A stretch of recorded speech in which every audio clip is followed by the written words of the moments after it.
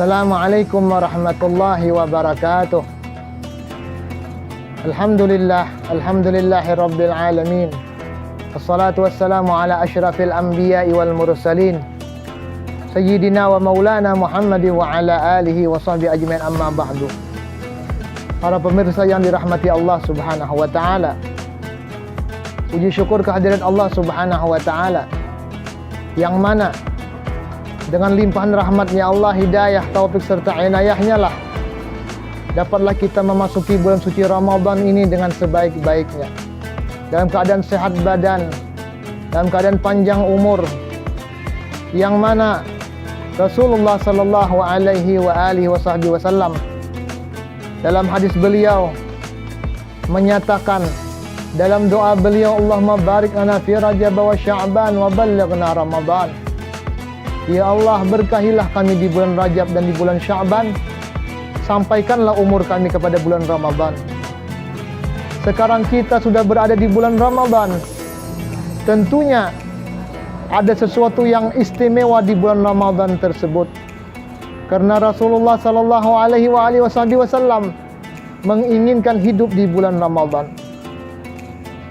Di antara keistimewaan bulan Ramadan, yang mana dalam sabda Rasulullah sallallahu alaihi wasallam, Ramadhanu ila Ramadhan wal jumu'atu ila jumu'ah was salatu ila salati mukaffiratun lima bainahunna idza jutunibatil kaba'ir. Bulan Ramadan yang telah lalu sampai kepada Ramadan yang kita berada sekarang ini, hari Jumat yang telah lalu sampai kita berada di Jumat yang akan datang, salat fardu yang telah kita kerjakan dan kefarduan yang akan datang, itu semua kata Rasulullah menjadi penghapus dosa kita selama kita meninggalkan dosa-dosa besar. Betapa beruntungnya kita diberi Allah nikmat hidup di bulan suci Ramadan. Mudah-mudahan dosa-dosa kita dihapuskan oleh Allah subhanahu wa ta'ala. Amin ya rabbal alamin. Lis-shaimi adabun la yakmulu siyamuhu illa biha. Pada kali ini Al-Fakir akan membahas sedikit daripada adab-adab orang yang berpuasa, supaya puasa kita ada nilainya di sisi Allah subhanahu wa ta'ala. Jangan sampai puasa kita ini seperti disabdakan Rasulullah sallallahu alaihi wasallam, berapa banyak orang yang berpuasa tetapi tidak mendapatkan sesuatu dari puasanya kecuali lapar dan haus. Na'udzubillah tsumma na'udzubillah. Famin ahammiha ayyahfadha lisanahu 'anil kadhibi wal ghibah. Di antara adab yang paling penting, yang sangat utama, bahwa dia menjaga lisannya daripada berdusta, daripada menggibah, daripada menggosip orang lain. Ma makna ghibah? Apa itu arti ghibah? Dzikruka akhaka bima yakrahuhu. Kalian menyebut saudara kalian dengan sesuatu yang dibencinya, maka itu disebut dengan ghibah. Na'udzubillah. Ghibah ini diumpamakan Allah dalam Al-Quran seperti seseorang yang memakan daging bangkai saudaranya yang telah mati. Na'udzubillah tsumma na'udzubillah. Jadi sangat penting kita menjaga lidah kita, lisan kita, daripada berdusta, daripada menggosip orang lain, wa anil khawdi fima la ya'ni, dan daripada al-khawd, yaitu memasuki daripada sesuatu yang tidak ada manfaatnya, baik manfaat dunia, lebih-lebih manfaat akhirat. Na'udzubillah. Sebagaimana sabda Rasulullah sallallahu alaihi wasallam dalam hadis beliau menyatakan, khamsun yuftirna siyam, al-kadhibu wal ghibatu wan namimatu wal yaminu al-kadhibu wan nadharu bisyahwah. Ada 5 macam kata Rasulullah yang menjatuhkan pahala puasa kita. Pertama, al-kadhibu, berdusta. Na'udzubillah. Jangan sampai lidah kita terbiasa berdusta. Itu mengakibatkan rontoknya pahala puasa kita. Na'udzubillah. Wal ghibatu yang kedua adalah ghibah, menggunjing orang lain. Itu menyebabkan rontoknya pahala puasa kita. Yang ketiga kata Rasulullah, wan namimah, adu domba sesama orang Islam. Jangan sampai kita berjalan ke hulu ke hilir itu mengadu domba saudara kita. Itu penyebab di antara penyebab orang itu disiksa di dalam kubur. Sebagaimana suatu ketika Rasulullah bersama sahabat-sahabat beliau berjalan-jalan, ketika itu beliau menemukan berhenti di dua buah kuburan. Kemudian Rasulullah berhenti sejenak memandang kuburan tersebut. Ternyata beliau menangis melihat dua kuburan tersebut.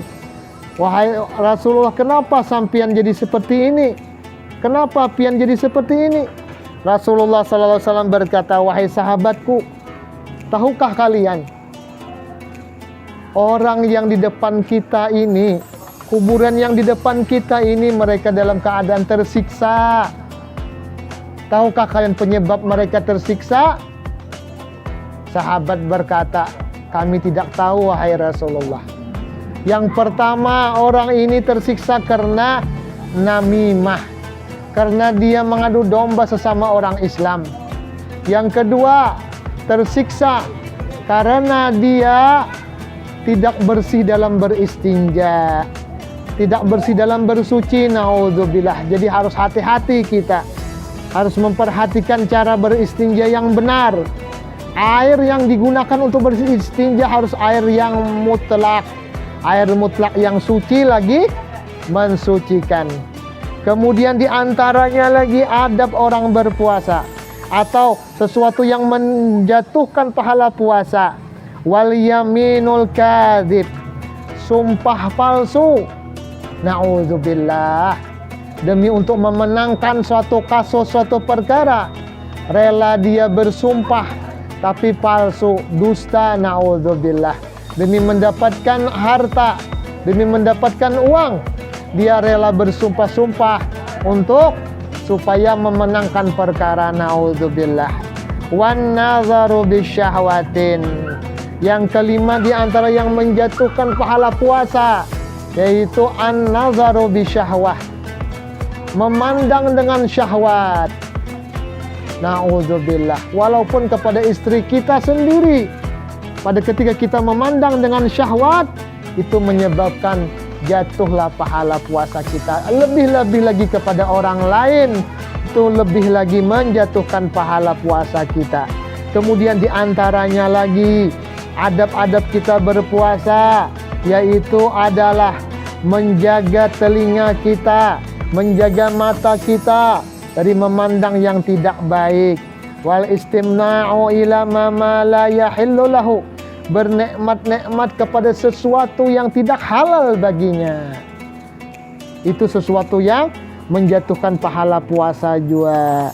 Wa kadzalika yahfazu batnahu an tanawulil haram wa syubhah.